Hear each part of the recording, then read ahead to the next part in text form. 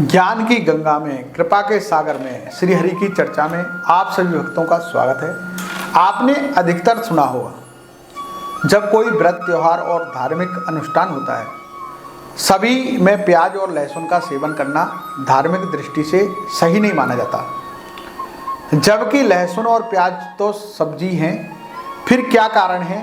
क्या आपने कभी सोचा है कि प्याज और लहसुन का भगवान के भोग, धार्मिक अनुष्ठान और पूजा पाठ में इस्तेमाल क्यों नहीं किया जाता?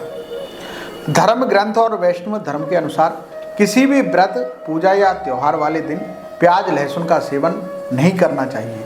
यहाँ तक कि अपनी रोजाना की जीवन पद्धति में भी नहीं खाना चाहिए।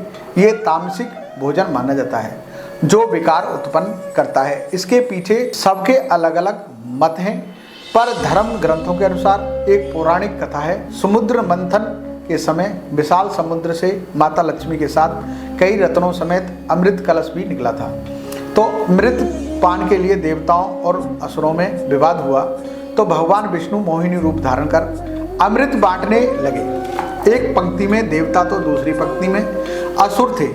श्री हरि विष्णु ने देवताओं को अमृत पिलाना शुरू किया, तो वैसे ही एक राक्षस देवता का रूप धरकर देवताओं की पंक्ति में आकर खड़ा हो गया।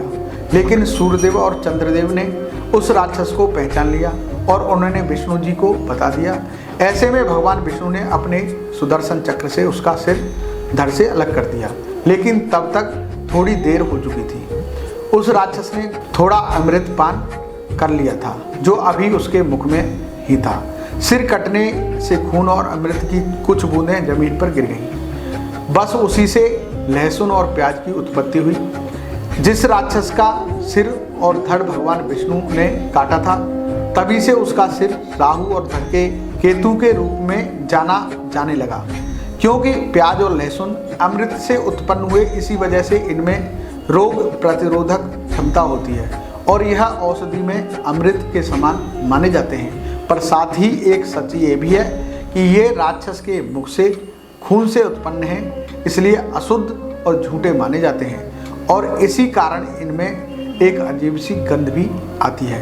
इन्हीं कारणों की वजह से ये धार्मिक दृष्टि में सभी पूजा पाठ, व्रत और त्योहार में इन्हें अलग किया गया है, यानी इनका सेवन भी वर्जित बताया गया है। इसके अलावा आयुर्वेदिक भी प्याज और लहसुन को तामसिक भोजन मानता है।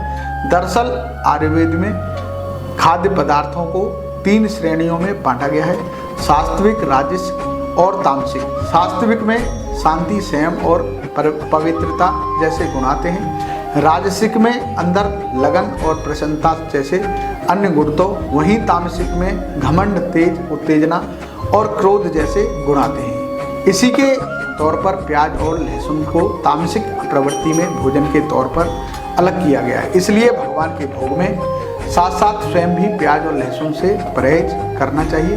आप सभी पर प्रभु श्री राम की कृपा करें। बालाजी महाराज संकटों को दूर करें। जय श्री बालाजी, जय श्री बालाजी, जय श्री बालाजी।